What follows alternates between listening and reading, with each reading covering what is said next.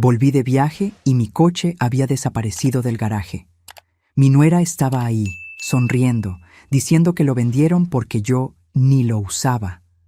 La miré a los ojos y respondí con una calma que ni yo sabía que tenía. Genial, así sobrará espacio cuando la saque a ustedes de mi casa. Su sonrisa se congeló. No tenía idea de lo que estaba por venir. Pero antes de continuar, asegúrate de ya estar suscrito al canal y escribe en los comentarios. ¿Desde dónde estás viendo este video? Nos encanta saber hasta dónde están llegando nuestras historias. Yo había pasado 3 días en casa de mi hermana Claudia, en Querétaro. 3 días tratando de respirar un aire diferente, lejos de esa constante sensación de ser vigilada, juzgada, tolerada en mi propia casa. Cuando el autobús me dejó en la terminal y tomé un taxi a casa, sentí ese alivio extraño de quien vuelve al lugar donde construyó toda una vida. Ahí había criado a mi hijo Javier. Ahí mi esposo Ricardo me abrazó por última vez antes de que el infarto se lo llevara, hace 2 años. Cuando el taxi se detuvo frente al portón, algo se apretó en mi pecho. No sé cómo explicarlo bien. Era una mala sensación, de esas que uno siente pero intenta ignorar. Pagué la carrera, arrastré mi maleta hasta el portón y cuando empujé la reja, fue ahí que lo vi. O mejor dicho, fue ahí que no lo vi. El garaje estaba vacío. Mi Corsa gris, compañero de 15 años, el último regalo que Ricardo me dio antes de partir, había desaparecido. Me quedé ahí parada, con la maleta en la mano, sintiendo el sol de marzo quemándome la nuca, pero incapaz de moverme. Ese coche no era solo un coche. Era mi independencia. Eran las idas al mercado, las visitas a las amigas, la sensación de poder ir y venir sin depender de nadie. Y fue cuando la escuché. Esa risa aguda que en los últimos meses había aprendido a reconocer como el sonido de algo malo a punto de suceder. Brenda salió de dentro de la casa secándose las manos en un paño de cocina. Mi paño de cocina. Mi cocina. Usaba una blusa nueva, de esas que cuestan lo que yo gasto en el mercado en un mes entero. El cabello recién cepillado, las uñas pintadas de rojo, sonriendo. «Suegra, qué bien que ya llegó», dijo con esa voz que usaba cuando quería parecer inocente. Queríamos contárselo personalmente, pero se adelantó. No dije nada, solo la miré esperando, porque en el fondo, yo ya lo sabía. Vendimos su coche, lo soltó así, como quien anuncia que compró pan. Es que usted ya ni lo usa, suegra. Ahí se queda juntando polvo, gastando en impuestos. Y Javier y yo necesitábamos el dinero para unas cosas, ya sabe cómo es. Así que ayer mismo lo vendimos. El mundo se detuvo. No fue dramático. No hubo música de fondo ni cámara lenta. Fue peor. Fue ese silencio donde todo se rompe por dentro, pero por fuera tú sigues de pie. Porque así nos enseñaron, ¿no es así? A aguantar, a tragar, a sonreír incluso cuando están destrozando tu alma. Brenda siguió hablando. Sobre cómo consiguieron 12,000 pesos, que era un buen precio para un coche viejo como ese, que ellos necesitaban pagar unas deudas. Pero yo ya no la estaba escuchando. Estaba mirando a través de ella, hacia el garaje vacío, hacia el espacio donde cada mañana yo acariciaba el volante antes de encenderlo y le susurraba a Ricardo: «Un día más, amor. Un día más sin ti, pero con lo que me dejaste». Ese coche olía a él. A su colonia, a su forma de ajustar el retrovisor, a sus manos en el volante cuando me enseñó a conducir a los 48 años, porque él decía que una mujer no podía depender de nadie para ir y venir por la vida. Y esta mujer, esta intrusa vestida con ropa cara comprada con dinero que ella no ganó, me había quitado eso, sin preguntarme, sin siquiera tener la decencia de avisarme. Sentí que algo me subía por la garganta. No era llanto, era algo más antiguo, más peligroso. Era ese fuego que las mujeres guardamos por años, esperando el momento justo para quemar. Brenda dejó de hablar cuando vio mi cara. La sonrisa tembló un poco. Tal vez se dio cuenta de que había cruzado una línea invisible. «¿Suegra?». Preguntó sin esa vocecita dulce. ¿Se siente bien? La miré directamente a los ojos, de esa manera que solo la mujer que parió, que enterró a sus muertos, que sobrevivió a traiciones, logra mirar. Esa mirada que no necesita gritos porque es más afilada que cualquier cuchillo. «Qué bueno que vendieron el coche, Brenda», dije. Mi voz salió tranquila, demasiado baja. Así sobra espacio para cuando la saque a ustedes de mi casa. Vi la sonrisa congelarse en su rostro. Vi los ojos desorbitarse, procesando lo que acababa de escuchar. El paño se le resbaló de las manos. «¿Cómo dice?», preguntó. «¿Me escuchaste?». Tomé mi maleta y caminé hacia la puerta. «Ahora con permiso, necesito descansar». En mi casa. Pasé junto a ella. El olor de su perfume caro me dio náuseas. Entré a la sala y lo primero que vi fue a Javier, mi hijo, mi único hijo, sentado en el sillón que su padre y yo compramos cuando nos casamos. Sus ojos estaban rojos. No me miró cuando entré, y fue ahí que lo supe. Lo supe con esa certeza que solo el dolor de madre da. Él lo sabía. Él había permitido que sucediera. Él eligió, y no me eligió a mí. Subí a mi habitación sin decir nada más. Cerré la puerta. Me senté en el borde de mi cama, esa cama donde dormí con Ricardo por 32 años, y dejé que el silencio me envolviera. Todavía no había llorado, porque llorar era aceptar la derrota. Y algo me decía que esta historia apenas estaba comenzando. Algo me decía que no sabían con quién se habían metido. Porque la mujer que amaba en silencio, aquella que cocinaba sin quejarse, aquella que sonreía incluso cuando le dolía, esa mujer acababa de morir en ese garaje vacío. Y la que quedó, la que sobrevivió, estaba lista para la guerra. Para entender cómo llegué a ese momento, parada frente a un garaje vacío mirando a mi nuera como si fuera una extraña, necesito retroceder 2 años. Al día en que abrí mi puerta creyendo que estaba siendo una buena madre, sin saber que estaba firmando mi propia sentencia. Hacía solo 6 meses que había enterrado a Ricardo. 6 meses viviendo en una casa que de repente parecía del tamaño de un estadio vacío. Cada habitación guardaba su voz, cada rincón olía a su ausencia. Me despertaba a las 5 de la mañana, no porque tuviera algo que hacer, sino porque la cama sin él era un constante recordatorio de todo lo que había perdido. Javier venía a visitarme los domingos. Traía pan de queso de la panadería que me gustaba, se sentaba a tomar café conmigo, preguntaba cómo estaba, y yo mentía. Decía que estaba bien, que estaba tranquila, que estaba aprendiendo a vivir sola. Porque eso es lo que hace una madre, ¿no es así? Mentimos para que nuestros hijos no carguen con nuestro dolor. Aquel domingo de septiembre llegó diferente. Trajo a una mujer del brazo. Brenda. La primera vez que la vi, me pareció bonita. Tenía ese tipo de belleza que ves en una revista. Piel clara, cabello largo y brillante, sonrisa perfecta. Usaba un vestido ajustado que demostraba que se cuidaba, que iba al gimnasio, que sabía llamar la atención. Me abrazó con un perfume tan fuerte que me dejó medio aturdida. «Suegra, qué placer conocerla por fin. Javier habla mucho de usted». «Suegra», de entrada, como si ya fuéramos familia, como si con esa palabrita cariñosa pudiera saltarse todas las etapas de la confianza. «Mamá», dijo Javier, y en sus ojos vi algo que no veía desde niño. Ilusión. «Nos casamos hace 2 semanas, por lo civil. Queríamos contártelo personalmente». Me quedé con la taza de café suspendida en el aire. Casado. Mi hijo se había casado y yo no estuve ahí. No hubo invitación, no hubo vestido de novia, no hubo ese momento en que la madre del novio abraza al hijo y le dice: «Sé feliz, hijo mío». Pero me lo tragué. Sonreí.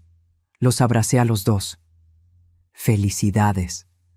Brenda soltó esa risita de cascabel que después yo aprendería a odiar. «Fue todo tan rápido, suegra. Nos conocimos, nos enamoramos y dijimos, ¿por qué esperar? La vida es corta, hay que vivirla, ¿verdad?».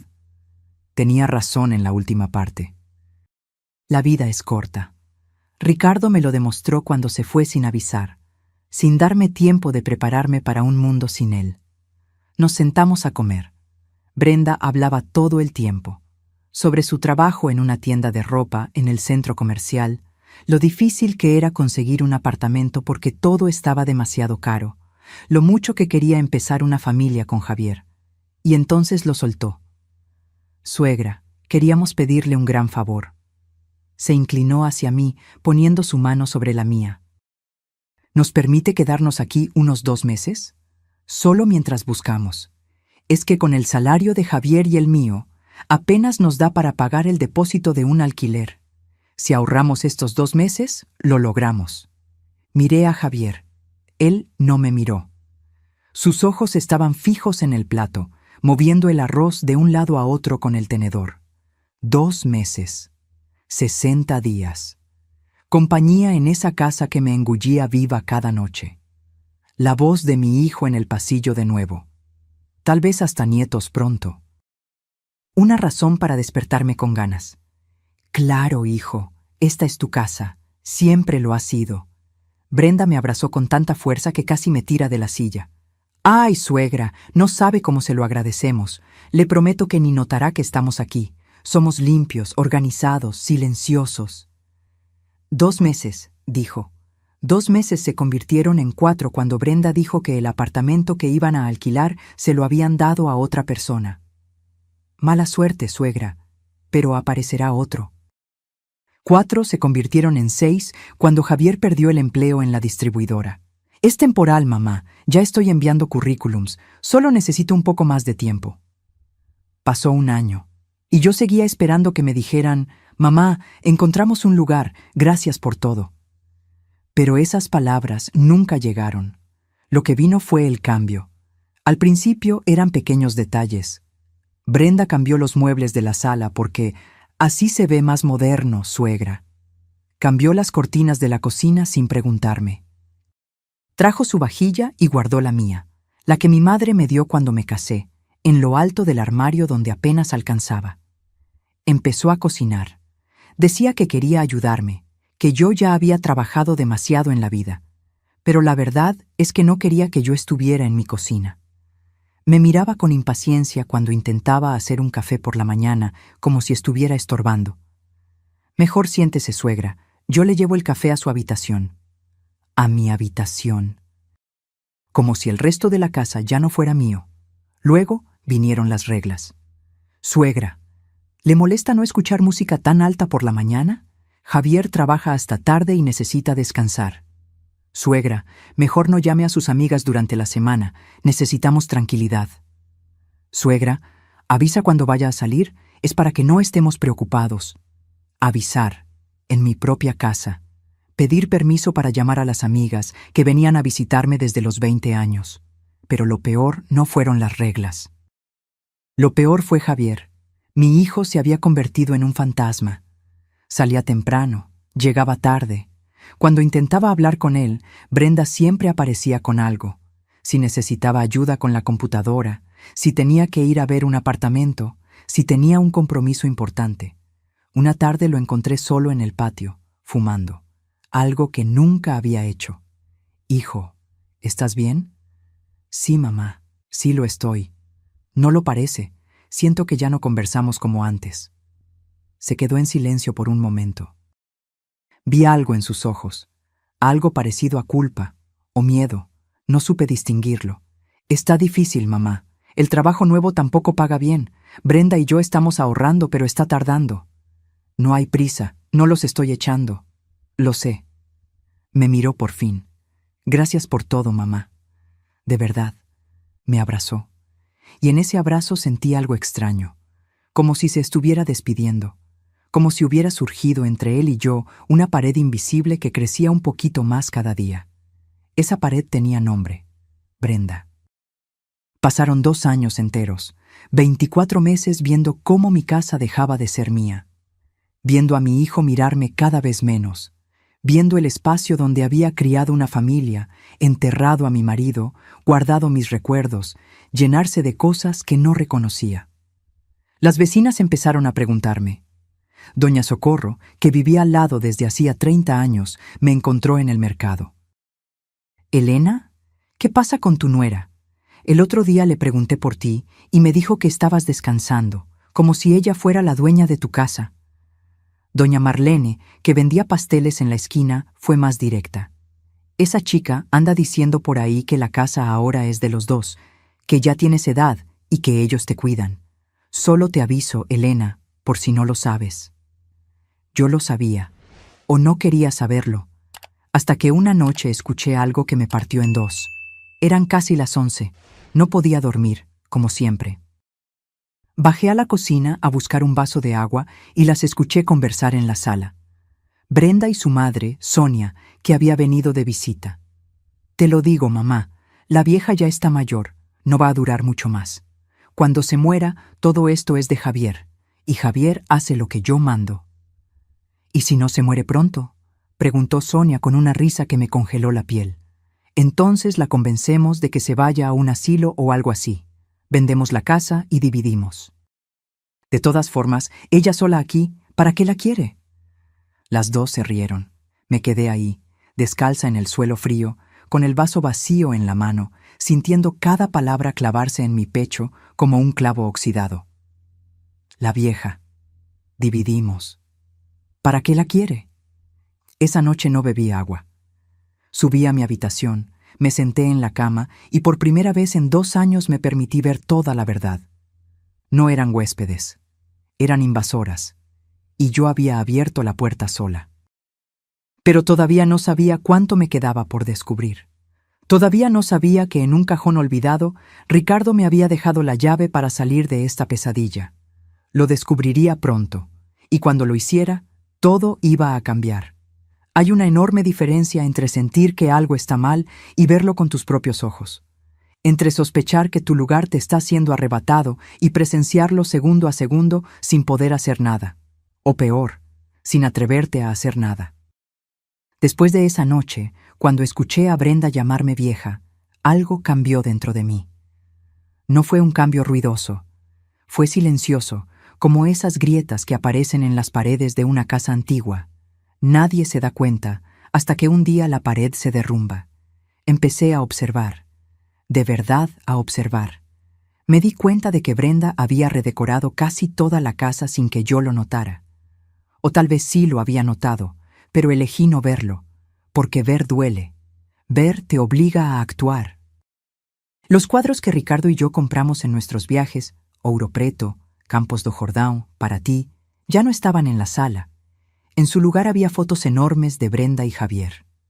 Una de la boda civil, otra de un viaje a la playa que yo ni sabía que habían hecho, otra donde posaban frente a no sé qué restaurante elegante. Los cojines bordados que mi madre me dio cuando Javier nació habían desaparecido. Ahora había unos modernos que venden caros en esas tiendas, todos grises y negros, fríos, sin historia. Hasta las plantas del pasillo, mis violetas moradas que cuidaba desde que me casé, habían sido cambiadas por suculentas en macetas minimalistas, como si todo lo que olía a mí, a mi vida, a mis años, necesitara ser borrado. Pero lo que más me dolió no fueron las cosas, fue la forma en que me trataban. Una mañana bajé a tomar café a las 7, como siempre. Siempre he sido de despertar temprano. Me gustaba ver el sol naciendo con una taza de café caliente, escuchar los pájaros en el árbol del patio, sentir que el día apenas comenzaba y todo era posible. Brenda ya estaba en la cocina. Llevaba una bata de seda, de esas que cuestan más que mi despensa del mes, y estaba haciendo un jugo en la licuadora. Mi licuadora, esa que yo usaba para hacer salsa de tomate los domingos. «Buenos días», dije. Ella se volteó y me miró irritada, así, sin disimular. «Ay, suegra, tan temprano». Apagó la licuadora. «Es que voy a entrenar en media hora y necesito concentrarme. ¿No puede tomar café más tarde? O si quiere yo le preparo algo y se lo llevo a su habitación». Mi habitación. De nuevo esa frase, como si yo fuera inquilina en mi propia casa. «No es necesario», dije con la voz más tranquila que pude. «Solo vine a tomar un café». «Mejor no, suegra, la cafeína no le hace bien a su edad. le va a subir la presión. Agarró una cajita de té. Tome, esto es más saludable. Y yo lo tomé, como una tonta. Fui a mi habitación, cerré la puerta y bebí ese té amargo, sintiendo cómo cada sorbo se tragaba mi orgullo, mi rabia, mi dignidad. Las cosas siguieron empeorando. Mis amigas, Hortensia, Concepción, doña Silvia, me visitaban desde hacía 30 años. Todos los jueves nos reuníamos para jugar a las cartas, tomar café, chismear un poquito. Era mi ritual, mi momento de sentirme yo misma de nuevo. Un jueves ellas llegaron, como siempre. Tocaron el timbre. Corrí a abrir, animada de verlas. Pero Brenda se adelantó. «¿Sí?», dijo con una sonrisa forzada. «Vinimos a ver a Elena», dijo Hortensia, que nunca se dejó intimidar por nadie. «Ay, qué pena, mi suegra no se siente bien, está descansando, mejor otro día», y cerró la puerta. Yo estaba ahí parada en el pasillo, perfectamente bien, escuchando a mi nuera mentir en mi cara, viendo a mis amigas irse confundidas, tal vez pensando que yo ya no quería verlas. «¿Por qué hiciste eso?», le pregunté cuando se volteó. «Ay, suegra, la casa está hecha un desastre. Me dio vergüenza que la vieran así. Además, usted sabe que necesita descansar. A su edad, tanta agitación no es buena». «Esas son mis amigas, Brenda». «Lo sé, y por eso yo la cuido, suegra». Me tocó el hombro como si fuera una niña. «Confíe en mí». No dije nada más. Subí a mi habitación, y esa tarde, por primera vez en mucho tiempo, lloré. Lloré de rabia, de desamparo, de vergüenza de mí misma por haberme dejado acorralar así. Pero lo peor estaba por venir. Una tarde estaba en el patio regando las pocas plantas que me quedaban cuando escuché voces en la sala. Brenda estaba con alguien. Me asomé discretamente. Era Leonor, la vecina de enfrente. Una de esas mujeres a las que les gusta saber de todo y de todos. «¿Y doña Elena?», preguntó Leonor con ese tonito de curiosidad fingida. «Ay, mi suegra, pobrecita, está cada día más delicada». Brenda bajó la voz, pero no tanto como para que yo no pudiera escuchar. «Entre usted y yo, Leonor, está perdiendo la memoria. El otro día olvidó dónde dejó las llaves y luego me acusó de haberlas escondido. Imagínese». Mi sangre se congeló. «¿En serio?». Los ojos de Leonor se desorbitaron. «En serio, Javier y yo estamos muy preocupados. Por eso no la dejamos salir sola. Usted ve qué peligrosa está la calle y ella tan distraída». «Pobrecita». Leonor meneó la cabeza con compasión. Brenda siguió hablando, diciendo que estaban pensando en llevarme al médico, que tal vez yo necesitara cuidados especiales, que era una bendición que ellos estuvieran ahí para cuidarme. Yo tenía 65 años, no 75. No era senil. No había perdido llave ninguna. Esa mentira fue completamente inventada por ella. Pero Leonor lo creyó. Y si Leonor lo creía, todo el vecindario iba a creerlo. Así es como funciona, ¿no es así? Repites una mentira varias veces y la gente empieza a verla como verdad. Me estaba pintando como una anciana incapaz, como una carga, como alguien que necesitaba ser salvado. Cuando en realidad la única que necesitaba ser salvada era yo, de ella. Esa noche, en la cena, Javier regresó del trabajo. Llegó cansado. Siempre llegaba cansado. Se sentó a la mesa sin decir nada. Brenda le sirvió la comida que yo había hecho, por cierto, pero ella se llevó el crédito. «Hijo», intenté hablar con él. «¿Puedo hablar contigo un rato?». «Ahora no, mamá. Estoy muy cansado. Es importante». Brenda interrumpió. «Javier, amor, ¿te acordaste de depositar para la gasolina? Es que se va a acabar y además hay que apagar la luz». «No me acordé. Es que se va a vencer y todavía tenemos que pagar la luz». «Ay, no sé cómo vamos a hacer». Javier se frotó el rostro con las manos. Parecía derrotado, acabado. «Mira a ver si alcanza, Brenda. Mira a ver si alcanza». Yo los observaba desde mi lugar en la mesa. En esa mesa donde había celebrado cumpleaños de Javier, donde había comido con Ricardo todas las noches durante 32 años, donde lloré cuando mi madre murió y reí cuando Javier dijo su primera palabra. Y ahora me sentía como una extraña, como alguien que sobraba. Yo pago el gas y la luz, dije. Siempre los he pagado. Brenda me miró con esa sonrisa condescendiente. Sí, suegra, pero es mucho gasto solo para usted. Mejor que nosotros la ayudemos. Ya es bastante con que nos deje vivir aquí. Que nos deje vivir aquí, como si me estuvieran haciendo un favor, como si esta casa no fuera mía, como si yo fuera la que debía estar agradecida porque ellos estuvieran ocupando mi espacio, comiendo mi comida, respirando mi aire. Javier no dijo nada, solo siguió comiendo cabizbajo. Y fue ahí que entendí una cosa terrible. Mi hijo me abandonó sin irse de casa. Estaba ahí frente a mí, pero su cabeza, su corazón, sus decisiones ya no me incluían en nada. Brenda había conseguido lo que quería. Lo había alejado de mí sin que él se diera cuenta. O tal vez sí se dio cuenta, pero no le importó. Esa noche no pude dormir. Me quedé despierta hasta las 3 de la mañana mirando el techo, sintiendo cómo las paredes de mi habitación se cerraban sobre mí. Pensé en Ricardo, en lo que diría si me viera así. Él siempre fue un hombre fuerte, un hombre que no se dejaba, que defendía lo que era suyo, que me defendía. Elena, me decía, eres más fuerte de lo que crees. No dejes que nadie te haga sentir pequeña. Pero yo me sentía pequeña, invisible, borrada. Había llegado al punto más bajo. Ese lugar donde una mujer se pregunta si vale la pena seguir luchando o si es mejor rendirse. Dejar que se queden con todo. Quedarme pequeña. Desaparecer. Pero algo, una vocecita enterrada muy en el fondo, me susurró que ese no podía ser el final de mi historia, que tenía que haber otra salida. Y la había. Estaba guardada en un cajón que no se abría hacía 2 años, en una carta escrita con la letra temblorosa de un hombre que me amó hasta su último suspiro. Solo necesitaba encontrarla. Hay noches en que el insomnio no es tu enemigo, es tu aliado. Te obliga a enfrentar lo que has estado evitando durante días. Te pone delante de las decisiones que postergaste.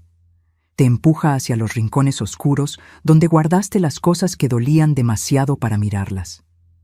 Esa noche fue una de esas. Eran las 4 de la mañana. La casa estaba en silencio. Ese silencio espeso que solo existe cuando todo el mundo duerme, menos tú. Salí de la cama sin encender la luz. No quería despertar a nadie. No quería que Brenda saliera de su habitación, que era el antiguo taller de costura de mi madre, para preguntarme qué hacía despierta, para decirme que tomara una pastilla, para tratarme como si fuera una niña. Caminé descalza hasta el armario. Ese armario que no se revisaba con cuidado hacía años porque cada vez que lo abría olía a Ricardo, a su colonia, a su ropa, a todo lo que él era y ya nunca volvería a ser. Al fondo, detrás de las cajas de zapatos viejas y las mantas de invierno, estaba la caja de madera, esa que el propio Ricardo había hecho en el taller del patio cuando teníamos 20 años. La había esculpido con sus dedos. Estaba empolvada, olvidada. La jalé con cuidado. Pesaba más de lo que recordaba. Me senté en el suelo con la caja en mi regazo y respiré hondo.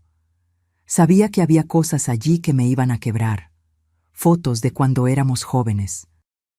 Cartas que nos escribimos cuando él trabajaba en Belo Horizonte y yo estaba embarazada aquí de Javier. Boletos de cine. Servilletas de restaurante donde celebramos aniversarios. Una vida entera guardada en un pedazo de madera. Abrí la tapa despacio. Y ahí estaba, como una luz de recuerdos golpeándome el pecho. Vi nuestra foto de boda, desvanecida por el tiempo. Vi el primer mechón de cabello de Javier guardado en un sobre amarillento. Vi las tarjetas de cumpleaños que le daba a Ricardo todos los años con mis cursis mensajes escritos con pluma azul.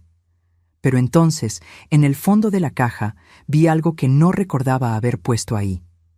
un sobre grueso y blanco, sellado con cinta adhesiva.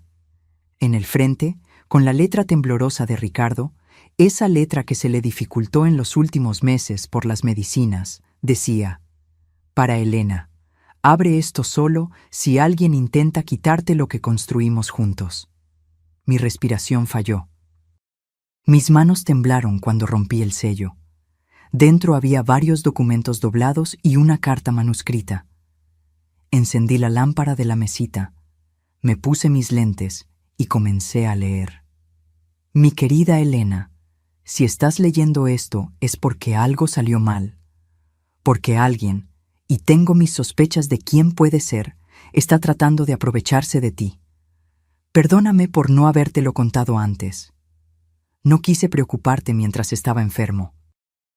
No quise que pasaras mis últimos días pensando en papeles y propiedades en lugar de estar conmigo. Pero necesito que sepas una cosa. Necesito que tengas las armas para defenderte cuando yo ya no esté aquí. Mis ojos se llenaron de lágrimas, pero seguí leyendo. Hace 5 años, cuando el negocio de camiones estaba en su mejor momento, compré 2 propiedades más además de nuestra casa. Lo hice pensando en nuestro futuro, en tener algo garantizado por si algún día yo faltaba. Están registradas solo a tu nombre, Elena, solo a tu nombre. Nadie más puede reclamarlas. Mi corazón se aceleró. También compré un pequeño apartamento en el barrio Santa Efigenia. Se lo alquilé a una familia de confianza. El dinero de ese alquiler va directo a una cuenta bancaria que abrí para ti. El número está en los documentos que adjunté. Cada mes entran 2.500 pesos. No es mucho, pero es tuyo. Es tu libertad. 2.500 pesos al mes. Yo no sabía nada de esto. Javier no sabe nada de esto. Perdóname por ocultártelo, pero vi algo en él que me perturbó. Vi que a veces es débil, que se deja llevar fácilmente por quien grita más fuerte o por quien promete cosas. Y temí que si él sabía de estas propiedades, alguien, su esposa, algún amigo, quien quiera que fuera, lo iba a convencer de quitártelas. Tragué saliva. Ricardo lo sabía. Incluso sin conocer a Brenda, él lo sabía. Esto es tuyo, Elena, solo tuyo. No dejes que nadie te haga sentir inútil.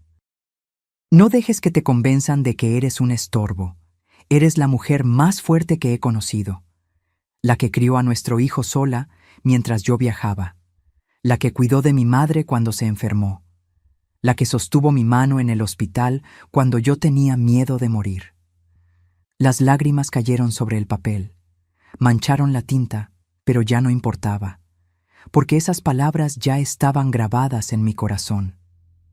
Eres una guerrera, mi amor, y los guerreros no se rinden. Si necesitas ayuda, busca al doctor Medeiros. Es mi abogado de toda la vida. Tiene copia de todo. Confía en él como confiaste en mí. Perdóname por dejarte. Perdóname por no poder estar ahí para defenderte. Pero te dejo esto. Estas propiedades, este dinero, esta carta. Te dejo a ti, mi amor. Y nadie puede quitarte esto. Siempre tuyo, Ricardo. Me quedé ahí sentada en el suelo, con la carta en la mano, llorando en silencio. Ricardo lo sabía. De alguna manera, él lo sabía.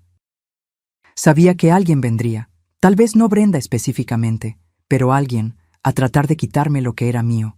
Y me dejó un escudo. Tomé los documentos. Eran escrituras legalizadas y registradas. Propiedad número 1.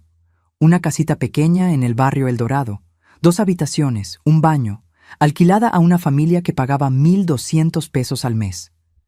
Esos pagos iban a la misma cuenta bancaria que Ricardo mencionó. Propiedad número 2. Un local comercial en la región del centro, alquilado a una señora que vendía productos naturales. 800 pesos al mes. Propiedad número 3. El apartamento en Santa Efigenia. 2.500 pesos al mes. Hice las cuentas rápidamente en mi cabeza. Entre las 3 propiedades, 4.500 pesos llegaban cada mes. 4.500 pesos que yo no sabía que tenía. Busqué el papel con el número de cuenta. Estaba ahí. Banco do Brasil, Agencia Centro. Me vestí en silencio. Me puse un abrigo. Tomé mi bolso. Bajé las escaleras sin hacer ruido. Salí de casa cuando el día apenas estaba amaneciendo. El cielo tenía ese color naranja pálido que anuncia un nuevo día. Caminé las 4 cuadras hasta el cajero automático de la esquina. Puse la tarjeta que venía con los documentos. Digité la contraseña que Ricardo había anotado. Y ahí, en la pantalla verde brillante del cajero automático, apareció el saldo. 100,240 pesos. Casi 100,000 pesos que estaban ahí hacía 2 años, creciendo mes a mes, esperándome. Tuve que sostenerme de la pared del cajero automático. Mis piernas temblaron. No era solo por el dinero, era por lo que eso significaba. Significaba que yo no estaba sola, significaba que tenía opciones, significaba que no necesitaba aguantar ni un día más. Volví a casa con el sol ya saliendo. Brenda estaba en la cocina preparando el jugo de siempre. «Buenos días, suegra». «¿Ya fue a misa tan temprano?» «Fui», dije con una sonrisa. «Fui a resolver algo que había olvidado». Ella me miró extrañamente. Tal vez notó algo diferente en mi voz, algo que no estaba ahí antes. Subí a mi habitación, guardé los documentos en un lugar seguro y agarré mi viejo celular, ese que yo casi no usaba porque Brenda decía que a mi edad no necesitaba tanto aparato. Busqué el número que Ricardo había dejado. «Doctor Medeiros, abogado». Marqué. El teléfono sonó 3 veces. «Hola, oficina del doctor Medeiros. Buenos días. Soy Elena Fonseca, viuda de Ricardo Fonseca». Hubo un silencio, después una voz cálida. «Doña Elena, por fin me llama. Su Ricardo me hizo prometer que la ayudaría si lo necesitaba. ¿Qué puedo hacer?» Respiré hondo. «Necesito que me ayude a defender lo que es mío, doctor, porque están tratando de quitármelo, y ya no voy a dejarlo». «Venga a mi oficina mañana a las 10», dijo el doctor Medeiros, «y traiga los documentos que su esposo le dejó». «Vamos a poner todo esto en orden», colgué, y por primera vez en 2 años sonreí de verdad. Brenda pensaba que yo era débil, pensaba que podía pisotearme a su antojo. Javier pensaba que yo iba a aguantar todo con tal de no perderlo, pero ninguno de los dos sabía lo que yo acababa de descubrir. Que Ricardo, incluso desde la tumba, seguía cuidando de mí. Que yo tenía más poder del que jamás imaginaron. Y que la guerra estaba a punto de comenzar. Esa mañana desayuné tranquila. Brenda me sirvió el té de siempre. Lo tomé sin quejarme. Sonreí. Asentí a todo lo que ella dijo. Porque las mejores batallas se ganan en silencio, cuando el enemigo piensa que ya ganó. Al día siguiente, fui a la oficina del doctor Medeiros. Era un lugar pequeño pero ordenado, con estantes llenos de códigos legales y olor a café fresco. El doctor Medeiros era un hombre de unos 60 años, cabello canoso, lentes gruesos y una expresión seria pero amable. Le conté todo, cada detalle. Desde el día que Brenda y Javier llegaron hasta la humillación del coche vendido. No omití nada. El abogado escuchó sin interrumpir, solo haciendo anotaciones en un cuaderno amarillo. Cuando terminé, se quitó los lentes y los limpió con un pañuelo. «Doña Elena, permítame ser directo. Legalmente, esta es su casa. Está solo a su nombre. Usted puede desalojarlos cuando quiera». «¿Es tan simple así?» «En teoría sí, pero con familia es complicado. Si se niegan a irse, tendríamos que seguir la vía legal, un proceso de desalojo. Lleva tiempo y es doloroso». «¿Cuánto tiempo?» «Entre 4 y 6 meses, tal vez más si ponen obstáculos». Moví la cabeza. «Yo no tengo 6 meses, doctor. Necesito que se vayan ahora, antes de que hagan algo peor». «¿Cómo qué?» «Como convencer a Javier de ponerme en un asilo o declararme incapaz. Brenda es capaz de cualquier cosa». El doctor asintió. «Entonces necesitamos pruebas. Documente todo. Grabaciones, mensajes, testigos. Cualquier cosa que pruebe que la están manipulando o amenazando». Tomé mi celular. ¿Esto funciona? En los últimos días yo había empezado a grabar conversaciones sin que ellos lo supieran. Dejaba mi celular en el bolso con la grabadora activada y capturaba todo. Brenda conversando con su madre sobre convencer a la vieja. Javier diciendo, no hay remedio, tenemos que aguantar un poco más. Cada palabra venenosa, guardada. El abogado escuchó algunos fragmentos. Su expresión se endureció. Esto es oro, doña Elena. Con esto podemos demostrar que hay manipulación y abuso psicológico. Entonces, ¿qué hacemos? Primero, abra una nueva cuenta bancaria. Transfiera el dinero de los alquileres para allá. Que no tengan acceso a nada. Ya está hecho. Nada mal. Segundo, haga un inventario de todo en la casa. Muebles, documentos, objetos de valor. Tome fotos. Si las cosas desaparecen, tenemos prueba. Lo haré hoy. Tercero, busque un lugar temporal para quedarse en caso de que necesite salir de casa rápido. Tengo a mi hermana en Querétaro. Perfecto. Y cuarto, continúe comportándose normalmente. Que no sospechen de nada. Siga grabando, siga documentando.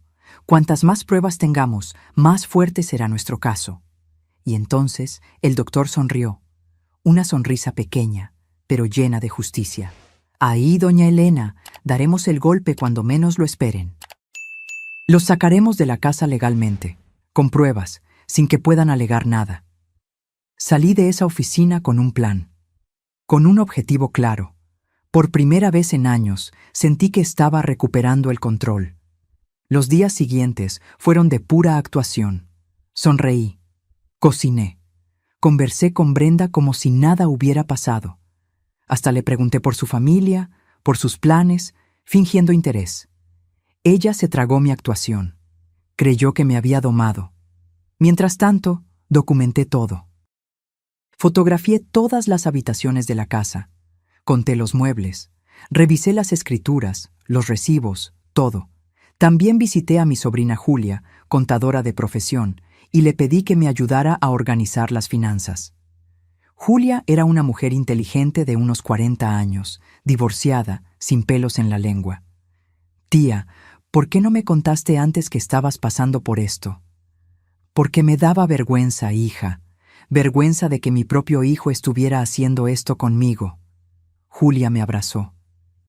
Tía, escúchame bien, Javier siempre fue débil, desde niño se deja mandar, pero tú no. Tú eres de las bravas, y vamos a sacar a esa víbora de tu casa. Con su ayuda organicé todo. Sabía exactamente cuánto dinero tenía. Sabía que podía vivir tranquila con los alquileres de las propiedades. Que no necesitaba ni un peso de Javier ni de nadie más. También hice algo que nunca pensé que haría. Contraté a un investigador privado. Se llamaba Joaquín. Un hombre flaco y callado. De esos que pasan desapercibidos. Pagué 5,000 pesos para que siguiera a Brenda por una semana. Lo que él descubrió me congeló la sangre. Brenda no trabajaba en ninguna tienda. Eso era mentira. Lo que hacía era gastar. Gastar el dinero que a Javier le costaba un esfuerzo enorme ganar. Iba a spas, a salones de belleza, a restaurantes caros con sus amigas. Tomaba fotos para Instagram mostrando una vida que no era suya. Pero lo peor fue esto.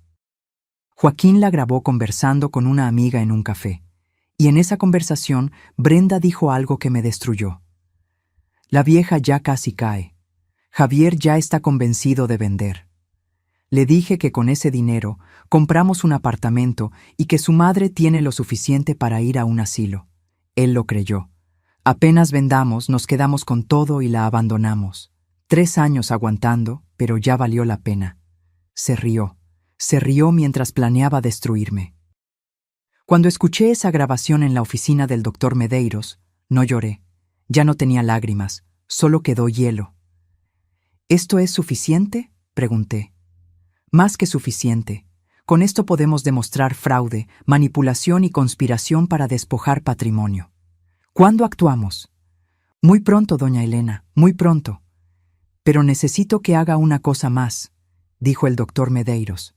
Reúna a todos, Javier, Brenda, su familia, en su casa. como una reunión familiar. Que piensen que usted va a firmar papeles o aceptar la venta. ¿Y luego? Luego los confrontamos con las pruebas, con testigos, sin escapatoria. Mi estómago se anudó. ¿Está seguro? Completamente. Es la única forma de que no distorsionen la historia después. Para que quede claro quién es quién. Asentí. Por 2 semanas más seguí con mi actuación. Incluso le dije a Brenda que estaba considerando la venta, que quería conversar con todos para llegar a un acuerdo. Ella estaba en las nubes. Casi saltó de alegría. Se lo contó a su familia. Lo organizaron todo. Hasta trajeron un contacto de inmobiliaria, un conocido de su padre, para evaluar la casa. Pobres tontos. No sabían que yo ya tenía mi propio equipo, mi propio plan, mi propia trampa lista para cerrarse. Y cuando cayeran, cuando vieran todo su castillo de mentiras desmoronarse, yo iba a estar ahí, firme, con la cabeza en alto, porque esta guerra ya no era solo para recuperar mi casa, era para recuperar mi dignidad. La noche del enfrentamiento estaba a punto de llegar, y lo que sucedería en esa sala cambiaría la vida de todos para siempre. Hay momentos en la vida en que todo converge hacia un único punto, donde todas las piezas que moviste en silencio finalmente encajan, donde el tablero de ajedrez muestra su verdadera forma y el jaque mate está a un paso. Ese día había llegado. Era sábado, 3 de la tarde. El sol entraba por las ventanas de mi sala, iluminando cada rincón. Yo había limpiado todo esa mañana. Quería que la casa estuviera impecable, no por ellos, sino porque lo que iba a suceder merecía un escenario digno. Brenda organizó todo, claro. Invitó a sus padres, a su hermano Carlos y a su tía Vera. Hasta trajo a un tal Óscar Méndez, el supuesto tasador de inmuebles, que era amigo de su padre, con su maletín y su calculadora, listos para hacer su teatrito. Yo también invité a mi gente. Mi hermana Claudia vino de Querétaro. Llegó temprano, me abrazó fuerte y me susurró al oído. Hoy se hace justicia, Elena. Hoy recuperas lo tuyo. También estaba el doctor Medeiros, sentado discretamente en una silla del comedor con su maletín de cuero gastado. Brenda lo vio entrar y me preguntó quién era. Un amigo de la familia, dije con una sonrisa. Quiero que esté presente para que todo quede claro. Ella no sospechó nada. Estaba demasiado animada contando el dinero que creía que iba a ganar. A las 3:15, todos estaban sentados en mi sala. El padre de Brenda, el señor Mauricio, en el sillón principal, con el vientre asomando entre la camisa. La madre, Sonia, a su lado, con esa cara amarga que nunca se iba. Carlos pegado al celular. Tía Vera comiendo mis galletas sin pedir permiso. Y Óscar Méndez, el falso tasador, acomodando papeles en la mesa de centro. Javier se quedó callado, sentado al lado de Brenda, con las manos sudadas y la mirada perdida. Tal vez en el fondo, él sabía que algo no tenía sentido. Tal vez su conciencia le estaba gritando que aquello estaba mal, pero era demasiado cobarde para escuchar. Brenda me agarró del brazo cuando entré. Suegra, qué bien que ya llegó. Mire, aquí está el señor Méndez. Él le va a explicar cuánto vale la casa y cómo podemos hacer la venta rápido. ¿No es emocionante? Muy emocionante, dije sin emoción alguna. Me senté en la silla al lado del doctor Medeiros. Claudia se quedó detrás de mí con las manos en mis hombros. Su apoyo silencioso me dio fuerza. Óscar Méndez carraspeó. Bueno, doña Elena, es un placer conocerla. Sacó unos papeles. Hice una valoración preliminar del inmueble basada en las características, el área, el estado de conservación. Calculo que el valor comercial de esta casa es de aproximadamente 600,000 pesos. Todos sonrieron, como si acabara de anunciar que habían ganado la lotería. Ahora, continuó Óscar, lo ideal sería vender rápido. Tengo varios clientes interesados. Podríamos cerrar el negocio en 2 semanas y dividir el dinero según lo acordado. En familia. El señor Mauricio se frotó las manos. ¿Ve, doña Elena? Eso es mucho dinero, más que suficiente para todos. Claro, agregó Sonia. Usted se queda con su parte, compra algo cómodo y pequeñito, y los muchachos empiezan su vida. Brenda apretó la mano de Javier. Él todavía no me miraba. ¿Y cuánto sería mi parte?, pregunté con voz tranquila. Óscar consultó la calculadora. Bueno, considerando que usted es la propietaria original, pero que su hijo y su nuera vivieron aquí y contribuyeron al mantenimiento. Ellos no contribuyeron con nada, interrumpí. Yo pago la luz, pago el agua, pago los impuestos, pago todo. Hubo un silencio incómodo. Brenda rió nerviosa. Ay, suegra, no sea así. Ayudamos con otras cosas, ¿verdad, amor?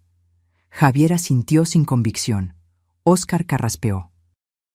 Bueno, de todas formas, lo justo sería dividir el valor en partes iguales. Digamos, 200,000 para usted y el resto para la pareja. 200,000. De mi propia casa, de la casa que pagué con el sudor de 30 años. Me quedé mirando a Óscar Méndez, luego al señor Mauricio, luego a Brenda. ¿Y si yo no quiero vender? La sonrisa de Brenda tembló. ¿Cómo que no quiere vender? Pero si ya habíamos quedado. Yo nunca quedé en nada, Brenda. Tú decidiste por mí, como siempre. El señor Mauricio se levantó de la silla. Doña Elena, no se ponga difícil. Ya hablamos de esto. Es lo mejor para todos. ¿Lo mejor para todos?, repetí. ¿O lo mejor para ustedes? Sonia bufó. Ya sabía que ella se iba a arrepentir. Siempre pasa con los viejos. Se ponen tercos. Algo hizo clic en mí. El gatillo fue jalado. Doctor Medeiros, dije sin quitarle los ojos de encima a Brenda. Creo que es hora. El abogado se levantó y sacó varios documentos del maletín. ¿Quién es este caballero?, preguntó Brenda desconfiada. Soy Rubén Medeiros, abogado. Represento los intereses legales de la señora Elena Fonseca. ¿Abogado? ¿Para qué necesita usted un abogado? Para proteger lo que es suyo, respondió el doctor Medeiros con voz firme. Señores, lamento informarles que esta reunión no es lo que ustedes piensan. Brenda se levantó de repente. ¿Qué está pasando aquí? Lo que está pasando, dije levantándome también, es que el teatro se acabó. Saqué del bolso una bocina portátil, de esas pequeñitas que compré específicamente para este momento. La conecté a mi celular. ¿Qué está haciendo, suegra? Mostrándoles quién eres realmente, Brenda. Y le di al play. La voz de Brenda llenó la sala, clara, nítida, inconfundible. La vieja ya casi cae. Javier ya está convencido de vender. Le dije que con ese dinero compramos un apartamento y que su madre tiene lo suficiente para ir a un asilo. Él lo creyó. Apenas vendamos, nos quedamos con todo y la abandonamos. El silencio fue sepulcral. El señor Mauricio palideció. Sonia abrió la boca, pero no salió ningún sonido. Carlos levantó los ojos del celular por primera vez en la tarde. Brenda dio un paso hacia atrás. Eso está editado. Yo no dije eso. ¿Editado? ¿Quieres que ponga más? Le di al play en otra grabación. Esta vez era Brenda conversando con su madre. Te lo digo, mamá. La vieja ya está mayor. No va a durar mucho más. Cuando se muera, todo esto es de Javier. Y Javier hace lo que yo mando. La risa de Sonia resonó en el fondo. Esa risa que me congeló la sangre esa noche. Sonia se levantó. Elena, yo no... Cállate, dije con una frialdad que ni yo me reconocí. Tuve que escucharlas burlarse de mí en mi propia casa. Ahora es el turno de ustedes de escuchar. Puse una tercera grabación. Brenda diciéndole a Javier: Tu madre ya está vieja, amor. Ella ni va a notar lo del coche. Al fin y al cabo, ella ni lo usa. Es dinero que necesitamos más. Javier se levantó de la silla. Su rostro estaba rojo. No sé si era vergüenza o rabia. Mamá, Tú lo sabías, dije mirándolo directo a los ojos. Tú sabías que iban a vender mi coche y lo permitiste. No fue así. Entonces, ¿cómo fue? Javier no supo qué responder. El doctor Medeiros tomó la palabra. Señores, tengo aquí pruebas documentadas de manipulación psicológica, conspiración para despojar patrimonio y fraude. Puso los papeles sobre la mesa. La señora Elena tiene todo el derecho legal de desalojarlos de esta propiedad. Y créanme, lo vamos a hacer. Brenda comenzó a llorar, pero no eran lágrimas de arrepentimiento, eran lágrimas de rabia, de odio, porque su plan había fallado. Usted nos tendió una trampa, gritó señalándome. Nos grabó sin permiso. Eso es ilegal. En México, explicó el doctor Medeiros, grabar conversaciones de las que usted es parte es completamente legal. Y todas estas grabaciones se hicieron en presencia de la señora Elena. El señor Mauricio se acercó a mí. Por un momento creí que me iba a gritar, pero su voz salió pequeña, avergonzada. Doña Elena, yo no sabía que mi hija... Claro que lo sabía, interrumpí. Usted estaba aquí el día que hablaron de que yo me fuera a un asilo. Se rió de mí. Creyó que yo era una anciana tonta a la que se podía mandar. Él no supo qué decir. Se volteó y miró a su hija. Brenda. ¿Todo esto es verdad? Ella no respondió, solo siguió llorando, pero eran lágrimas de víbora atrapada. Tía Vera se levantó del sofá con las pulseras haciendo ruido. Bueno, será mejor que me vaya. No tengo nada que ver con esto. Siéntese, ordené. Porque usted también estaba aquí proponiendo que yo me fuera a un asilo. Son todos igualmente culpables. Óscar Méndez, el tasador, agarró sus papeles nervioso. Yo mejor... ¿También se va? Dijo el doctor Medeiros. Hacerse pasar por tasador profesional sin serlo es fraude. Tengo testigos de sus acciones. El hombre palideció. Miré a Javier. Sus ojos estaban llorosos, las manos temblando. Mamá, perdóname. Yo no quería... Tú no quieres mi perdón, Javier. Quieres que te quite la culpa. Me acerqué a él. Tuviste 1000 oportunidades de defenderme. 1000 oportunidades de decirle a tu esposa que parara. 1000 oportunidades de ser el hijo que crié. Te amo, mamá. No, me necesitas, lo que no es lo mismo. Me volteé y me dirigí a todos. Tienen 15 días para desocupar mi casa. Y digo mi casa porque está a mi nombre, solo a mi nombre. Pueden examinar las escrituras si quieren. El doctor Medeiros puso las escrituras en la mesa. Aquí, propiedad exclusiva de Elena Fonseca, viuda de Ricardo Fonseca, sin copropietarios, sin gravámenes. Brenda se desplomó en el sofá. El señor Mauricio tenía la cabeza entre las manos. Sonia lloraba de rabia. Carlos todavía estaba en shock.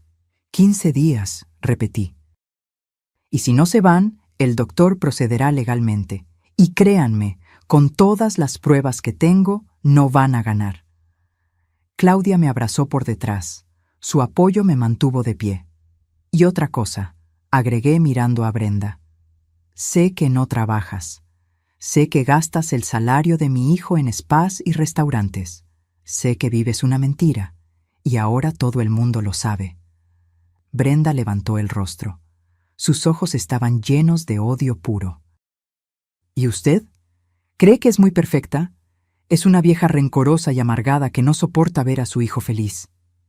Brenda, cállate, dijo el señor Mauricio con voz cansada. No me callo. Ella no entiende nada. Se levantó y me señaló. Necesitábamos ese dinero. Tenemos deudas, tenemos planes. Ya no podemos vivir así. Entonces trabaja, dije con frialdad, como hace la gente decente. Ella se abalanzó sobre mí. Claudia se interpuso. El doctor Medeiros también. Señora Brenda, le recomiendo que se controle, advirtió el abogado. Cualquier agresión física será documentada y utilizada en su contra. Javier jaló a Brenda por el brazo. Basta, vámonos. ¿Ir a dónde? Gritó ella. No tenemos a dónde ir. Eso ya no es mi problema, dije. Debieron haber pensado en eso antes. Uno por uno fueron saliendo. El señor Mauricio sin mirarme. Sonia murmurando maldiciones, tía Vera cabizbaja, Carlos corriendo hacia el coche. Óscar Méndez casi tropezando al salir. Brenda se detuvo en la puerta. Me miró con un odio que podría haber quemado la casa. Esto no se va a quedar así. Sí se va a quedar así, respondí. Y si intentas algo, tengo más pruebas de las que te imaginas. Salió dando un portazo. Javier se quedó ahí parado en medio de la sala, como un niño perdido. Mamá. Los 15 días empiezan hoy, dije. No hay vuelta atrás, Javier. ¿Y si hablo con ella? Si hacemos las cosas bien. Era demasiado tarde para eso, hace 2 años. Sus ojos se llenaron de lágrimas. Entonces, perdí a mi madre. No, elegiste perderme. Salió de la casa. Escuché el coche de Brenda arrancar, cómo se fueron calle abajo. Cuando el silencio volvió, me hundí en el sillón. Claudia se sentó a mi lado. El doctor Medeiros guardó los documentos. Lo hizo muy bien, doña Elena, dijo él respetuosamente. Sé que no fue fácil. No lo fue, admití, pero era necesario. Claudia me abrazó. Ahora tu vida de verdad comienza, hermana. Miré alrededor de mi sala, mi casa, mi espacio.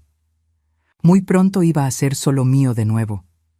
Y aunque me dolía el pecho, aunque sentía que algo se había roto para siempre entre Javier y yo, por primera vez en años me sentí libre.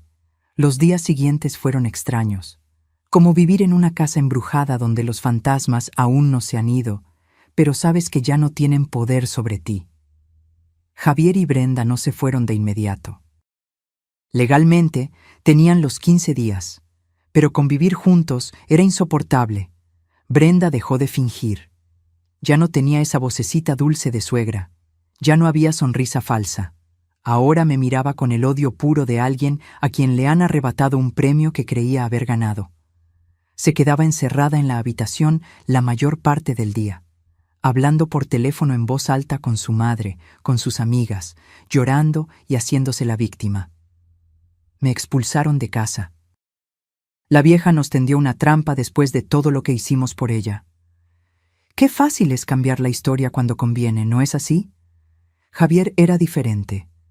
Se movía por la casa como un zombi, salía temprano al trabajo, volvía tarde, evitaba mi mirada. Al 10º día, una mañana, bajó a la sala. Yo estaba viendo televisión. «Mamá, ¿puedo sentarme?» Asentí. Se sentó en el sillón opuesto, el que pertenecía a su padre. «Mañana nos vamos. Lo sé. Y no sé si voy a volver». Aquello me dolió. Aunque yo sabía que era probable, escucharlo de su boca era diferente. «Eso depende de ti, Javier. La puerta siempre estuvo abierta. Fuiste tú quien la cerró». «Lo sé». Se frotó las manos nervioso. «Estoy pensando en separarme de Brenda». Levanté la vista sorprendida. «¿En serio?» «En serio. Estos días me he dado cuenta de muchas cosas, de cómo ella me manipuló desde el principio, de cómo mi relación contigo cambió, de cómo...» Su voz se quebró. «De cómo me convertí en alguien que no reconozco. ¿Y por qué no te separas ahora?» «Porque tengo miedo, mamá. Miedo de quedarme solo. Miedo de que tengas razón y yo sea un cobarde». Me levanté y me senté a su lado. Le tomé la mano. «Hijo, tener miedo no te hace cobarde. Lo que te hace cobarde es dejar que el miedo decida por ti. ¿Crees que todavía hay tiempo de arreglar esto, entre nosotros?» Lo miré a los ojos, esos ojos que yo conocía desde que nació. Que vi llorar cuando se caía de niño, que vi brillar cuando se graduó, que ahora estaban rotos. No sé, Javier, eso va a depender de lo que hagas de ahora en adelante, si aprendes de esto o si cometes los mismos errores de nuevo. Quiero aprender, mamá, quiero ser mejor. Entonces empieza tomando tus propias decisiones, no las que Brenda te manda, no las que yo te digo, las tuyas. Nos abrazamos, y en ese abrazo sentí algo que no sentía hacía años. Esperanza, pequeña, frágil, pero ahí. Al día siguiente, a las 9 de la mañana, llegó un camión de mudanza. Brenda se fue con las maletas sin despedirse, sin mirar atrás, como si yo no existiera. Javier cargó las últimas cajas. En la puerta se detuvo. Gracias, mamá, por todo, aunque no me lo merezca. Cuídate, hijo. Él subió al camión. Brenda ya estaba dentro con los brazos cruzados y esa cara amarga que se estaba volviendo permanente. Partió. Los observé irse calle abajo hasta que doblaron la esquina y desaparecieron. Cerré la puerta. Me quedé en el pasillo, en el silencio más absoluto que había tenido en 2 años. Y entonces, por primera vez desde que todo empezó, sonreí. Mi casa estaba vacía, pero era mía de nuevo. Hay un silencio que duele, el silencio de la soledad, el silencio del abandono, y hay un silencio que cura, el silencio de la paz, el silencio de recuperar lo que es tuyo. Ese primer día sola en mi casa fue del segundo tipo. Me quedé en medio de la sala por no sé cuánto tiempo, solo respirando. Oliendo mi espacio sin el perfume barato de Brenda, sin el ruido de su risa falsa, sin la tensión de estar siempre alerta, siempre cuidándome, siempre midiendo mis palabras para no causar conflicto. Caminé por cada habitación despacio, como reconociendo territorio recuperado. Entré en la que había sido su habitación. Estaba un desastre. Ropa tirada, cajones abiertos, manchas en la pared donde pegaron pósters sin mi permiso. Olía a encierro y rabia contenida. Abrí las ventanas de par en par. Dejé que el aire y la luz entraran. Y empecé a limpiar. No contraté a nadie. Lo hice yo misma, con mis propias manos, porque necesitaba borrar cada vestigio de ellos, cada rastro, cada recuerdo tóxico. Lavé el suelo, lavé las paredes, cambié las sábanas de todas las camas, saqué los muebles que ellos trajeron, esas cosas modernas y frías que nunca combinaron con el alma de mi casa, y los dejé en la calle para quien quisiera llevárselos. Tardé 3 días en limpiar todo. 3 días en los que no atendí el teléfono, no hablé con nadie. Solo me dediqué a recuperar mi espacio. Al 4.º día, Claudia vino de Querétaro. «Ay, hermana, la casa está preciosa», dijo cuando entró. «Porque es mía de nuevo». Ella me ayudó a reorganizar los muebles. Sacamos del armario las cosas que Brenda había guardado en lo alto. Mi vajilla buena, los cuadros de Ricardo y míos, los cojines bordados de mi madre. Poco a poco la casa volvió a ser lo que era. Un hogar, no un campo de batalla. Una tarde, tomando café en la cocina, Claudia me preguntó: «¿Y ahora, Elena, qué vas a hacer?» «¿Cómo así?» «Con tu vida. Ya recuperaste la casa, ya te quitaste el peso de encima. ¿Pero qué viene después?» Me quedé pensando. Yo tenía 65 años. Estaba sana. Tenía el dinero de los alquileres, una casa pagada, libertad. «No sé», admití. «Hace tanto tiempo que no pienso en mí, que ya ni sé qué me gusta». Claudia sonrió. «Entonces es hora de que lo descubras». Y ella tenía razón. Empecé despacio. Primero volví a llamar a mis amigas, a Hortensia, a Concepción, a doña Silvia. Les expliqué todo lo que había pasado. Me abrazaron, me apoyaron, me dijeron lo que yo ya sabía, que había hecho lo correcto. Los jueves volvieron a ser sagrados. Baraja, café, chismecito sano, risas. Esas risas que vienen del alma cuando estás con personas que de verdad te aman. Después me animé a hacer algo que yo quería desde hacía años. Me inscribí en una clase de baile. Sí, baile. En el centro comunitario del barrio daban clases de forró los martes y jueves por la tarde. La primera vez que fui, estaba nerviosa. «¿Qué estoy haciendo aquí a mi edad?», pensé. Pero apenas empezó la música, ese forró sabroso, y la profesora me enseñó los pasos. Algo en mí despertó. Era libertad, era alegría, era sentir mi cuerpo moverse sin miedo a molestar a nadie. También retomé mi rutina de ir a misa los domingos. No porque fuera especialmente religiosa, sino porque me gustaba la paz de estar ahí. Nuestra Señora de Guadalupe siempre me acompañó en los momentos difíciles. Ahora iba a agradecer. 6 meses después de que se fueron, recibí una llamada. Era Javier.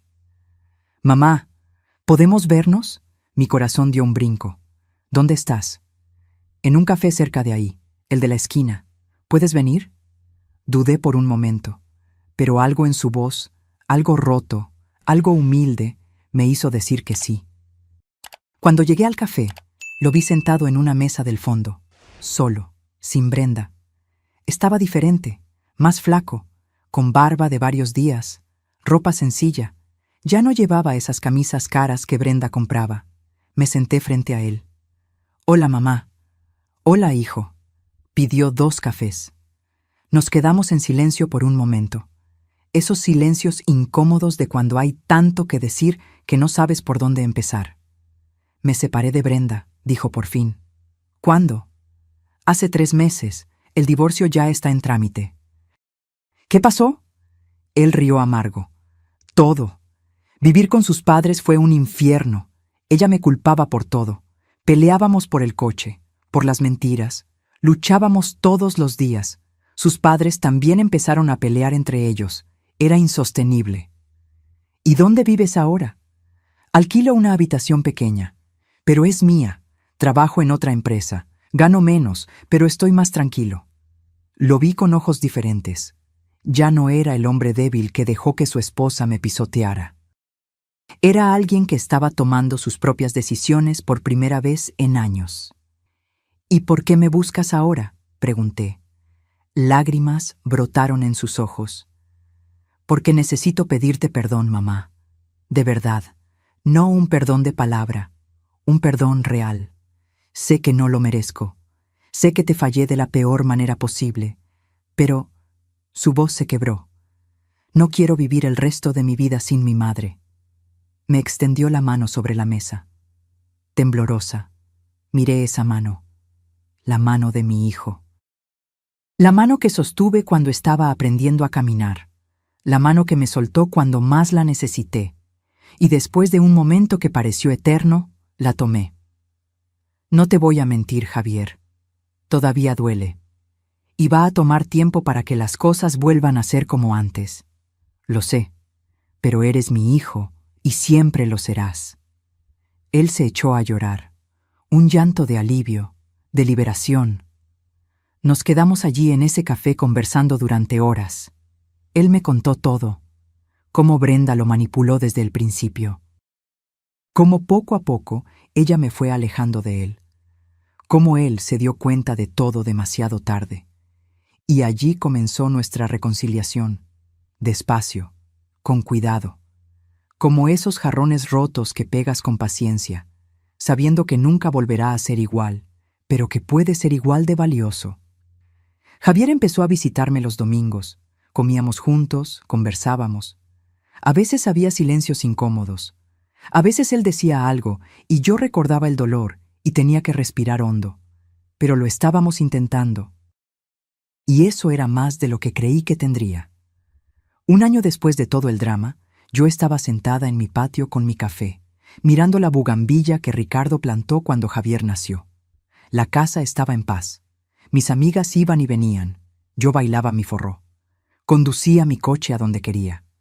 Vivía con el dinero de los alquileres sin pedirle nada a nadie. Javier venía todas las semanas. A veces traía flores, a veces solo su compañía. Nos estábamos curando despacio, pero curando. ¿Y Brenda? Brenda había vuelto al interior con una tía. Escuché por ahí que sus padres se divorciaron, que intentó quedarse con otro hombre que tenía dinero, pero no funcionó, que estaba trabajando en una tienda amargada, culpando al mundo por sus problemas. La justicia poética hizo su trabajo. Pensé en Ricardo, en cómo planeó todo aquello incluso desde la cama del hospital, en cómo me dejó las herramientas para defenderme. «Gracias, mi amor», le susurré al viento. «Cumpliste tu promesa. Cuidaste de mí incluso después de irte». Y allí, en esa tarde tranquila, entendí algo importante.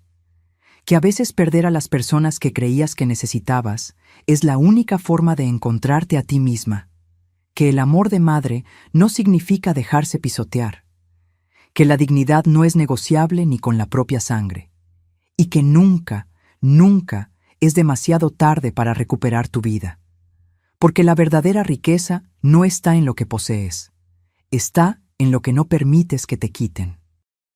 Ahora, si te gustó esta historia, haz clic en suscribirte y dime en los comentarios qué parte te dejó con la boca abierta.